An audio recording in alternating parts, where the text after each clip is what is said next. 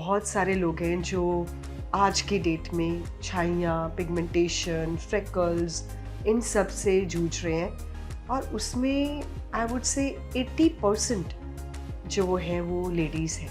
Pigmentation में क्या होता है, आपके सेल्स जो है स्किन के मल्टीप्लाई कर जाते हैं। ब्लैक सेल्स, मेलानोसाइट्स कहते हैं, वो मल्टीप्लाई होके आपके स्किन के अंदर एक जगह पे जाके इकट्ठे हो गए।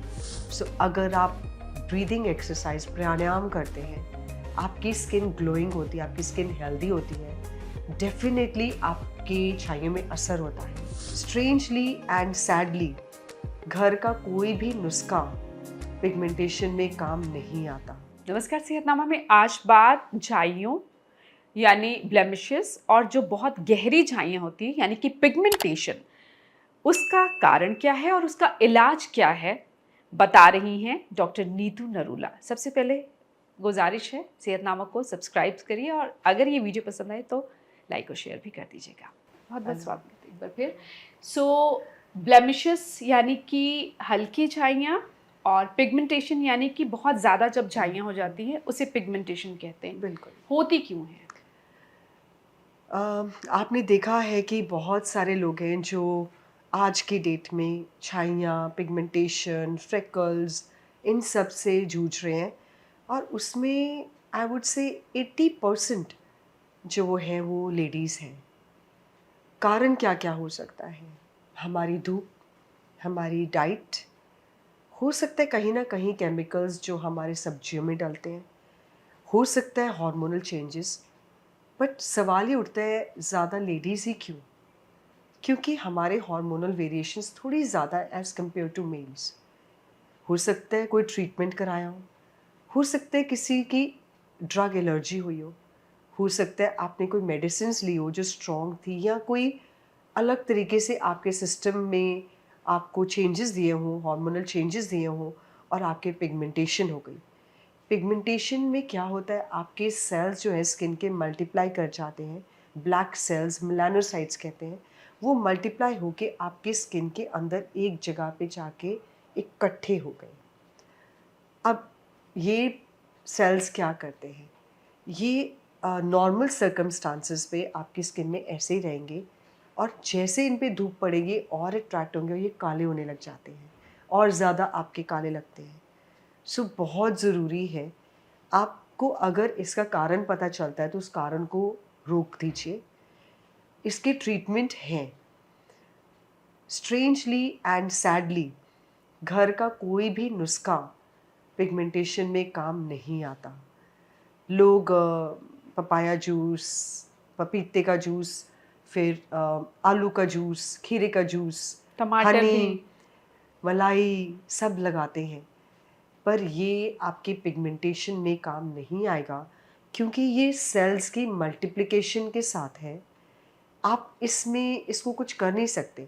आप टैनिंग कंट्रोल कर सकते हो, ब्लेमिशेस कंट्रोल कर सकते हो, पर जो पिगमेंटेशन है जिसमें सारे सेल्स, काले सेल्स इकट्ठे हो गए हैं, कारण कोई भी है, तो वो आप उसको नहीं कर सकते। गहरी झाइयाँ गहरी जो है वो छाइयाँ। ब्लेमिशेस यानी कि हल्की झाइयाँ आप कंट्रोल कर सकते हैं। यस। उसके लिए कुछ घरेलू सो है? अगर आपकी छाइयाँ भी शुरू हुई हैं, check on your diet. Supposing diet से है तो कोशिश करके हेल्दी डाइट्स, मैंने ये बहुत एम्फेसाइज हमेशा करती हूँ बिकॉज कहीं ना कहीं मुझे लगता है कि डाइट एक मेजर रोल प्ले करता है। कुछ भी हमारी स्किन पे अगर रिफ्लेक्ट होता है, तो अगर आप हेल्दी डाइट लेते हैं, आपकी skin is a reflection of what you eat, what you do. So अगर आप ब्रीदिंग एक्सरसाइज, प्राणायाम करते हैं, आपकी स्किन ग्लोइंग होती है, आपकी स्किन हेल्दी होती है, डेफिनेटली आपकी छाइयों में असर होता है।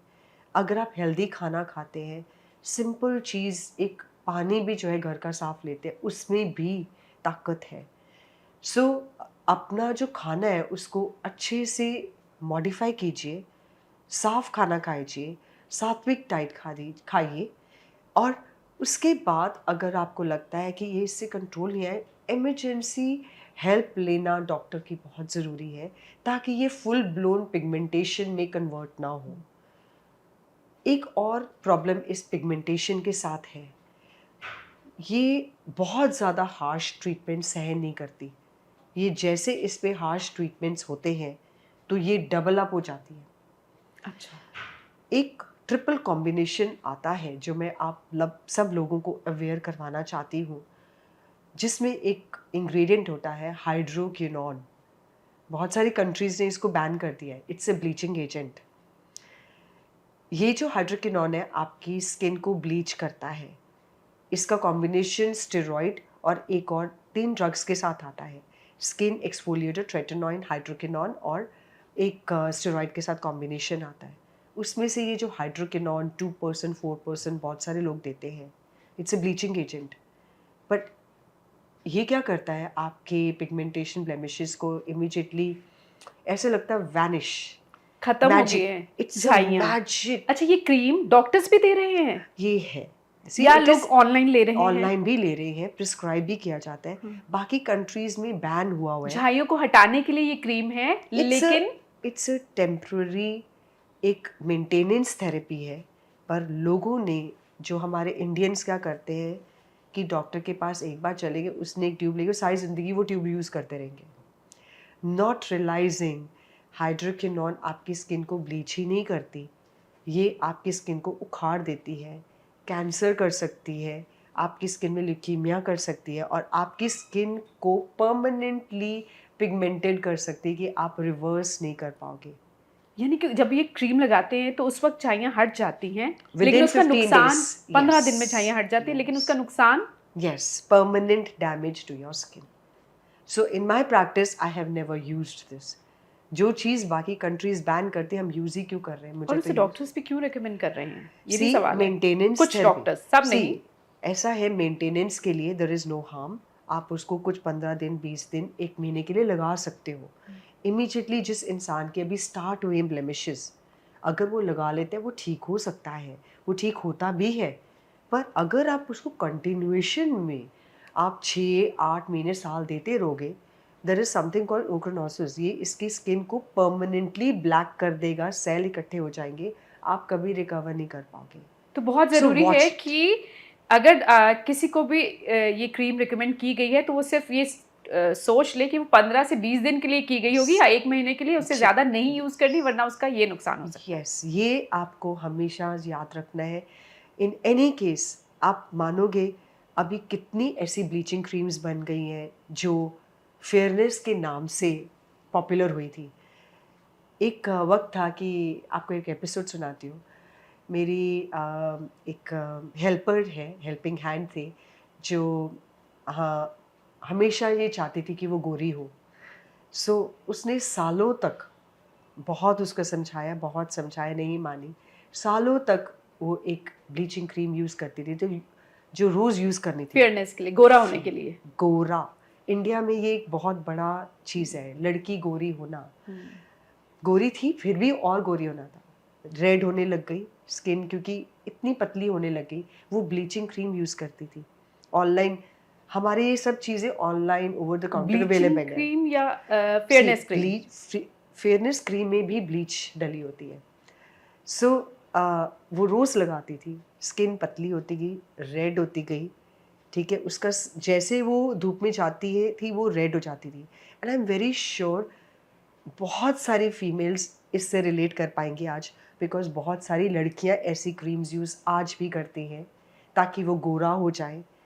वो पहले आपकी स्किन को फेयर करेगी, फिर लाल करेगी, आपकी धूप में जब आप जाओगे स्किन को सेंसिटिव करेगी, और फिर इतना काला करेगी कि आप वापस ही नहीं आ पाओगे, क्योंकि वो स्किन को परमानेंटली ख़त्म करती जाएगी। पतला कर करके, रेड कर करके स्किन इतनी सेंसिटिव हो जाएगी कि धूप हल्की सी भी पड़ेगी, लाइट पड़ेगी, कुछ भी पड़ेगा, तो वो स्किन काली और परमानेंटली काली हो जाएगी। ये जो गोरा होने वाली, करने वाली क्रीम है, यस, वो भी, और ब्लीच भी। एब्सोल्युटली।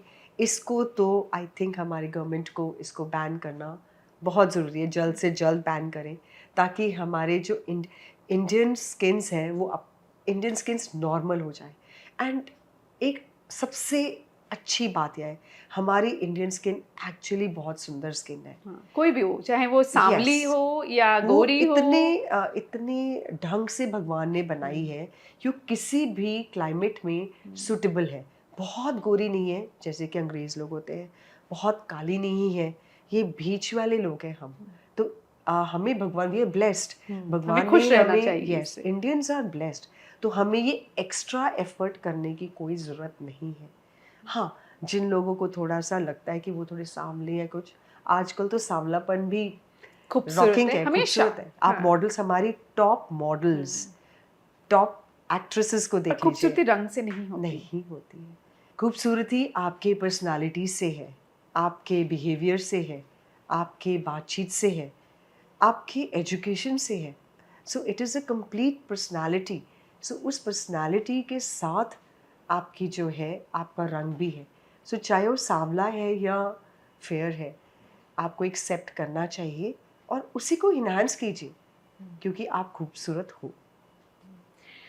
अच्छा, अब जो जिन लोगों ने गोरा करने वाली क्रीम इस्तेमाल करके और ब्लीच इस्तेमाल करके झाइयाँ इकट्ठी कर ली, ब्लेमिशेस, पिगमेंटेशन हो गई उन्हें, बहुत सारे सवाल आ रहे हैं कि गालों पर और यहाँ अपर लिप्स, जो आपने पहले भी बताया कि हो सकती है, लेकिन जिनको हो चुकी है अब वो क्या करें?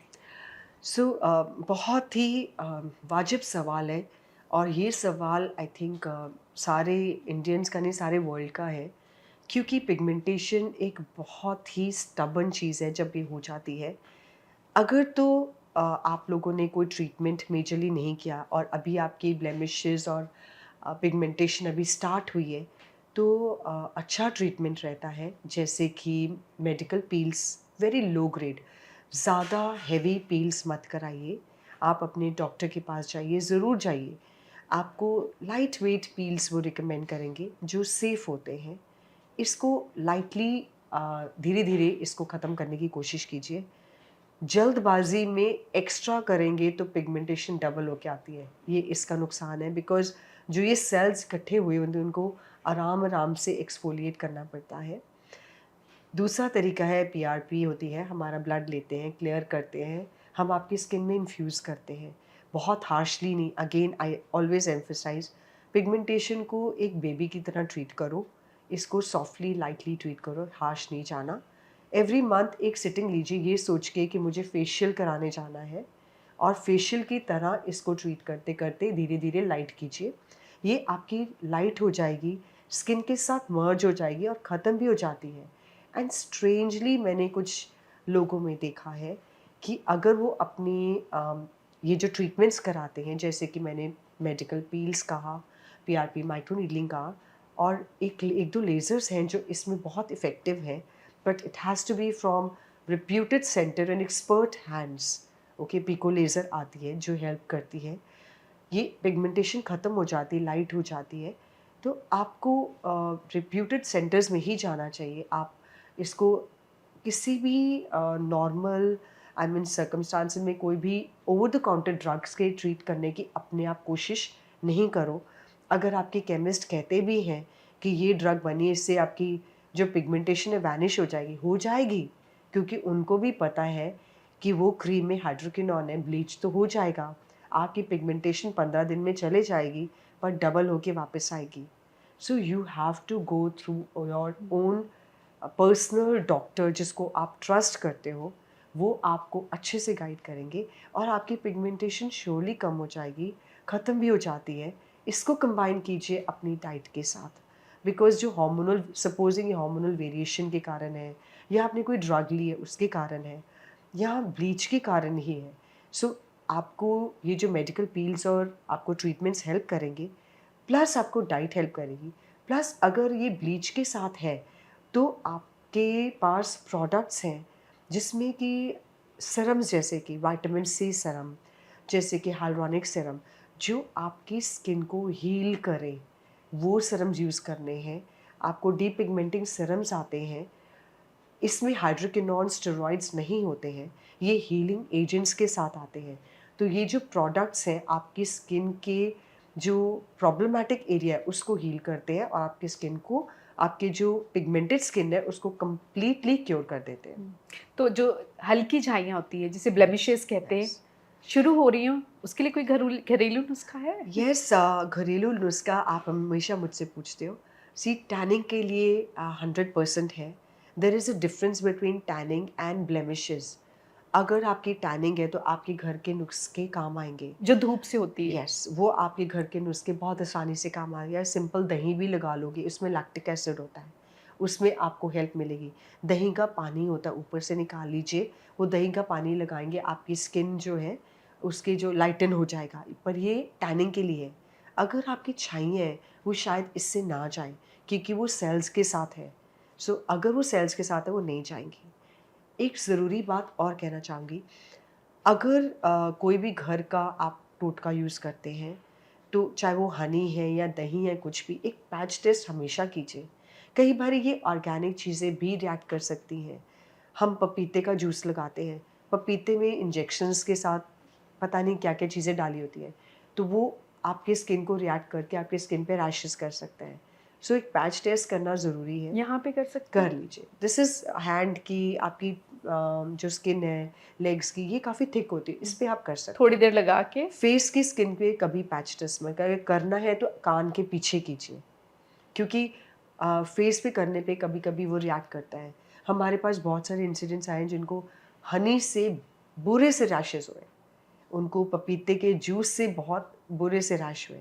सो हमें वो चीज़ें अवॉइड करनी है जिससे कि हमें स्किन हमारी सेंसिटिव हो। तो पैच टेस्ट अगर ठीक है, आपके कान के पीछे आपने कुछ देर लगा के देखा ठीक है, तो फिर आप कर यस, सकते पर हो। ये ऐसा नहीं होना चाहिए सुबह शाम दोपहर आप हुँ, इसको यूज़ करने हुँ, लग जाओ। It has to be like maybe like 2-3 दिन में 1 बार।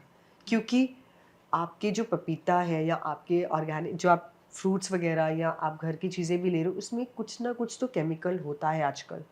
अगर तो वो कुक्ड है, फिर ठीक है, पर अनकुक्ड चीज़ें अगर आप खा रहे हैं या लगा रहे हैं, then you have to be very careful.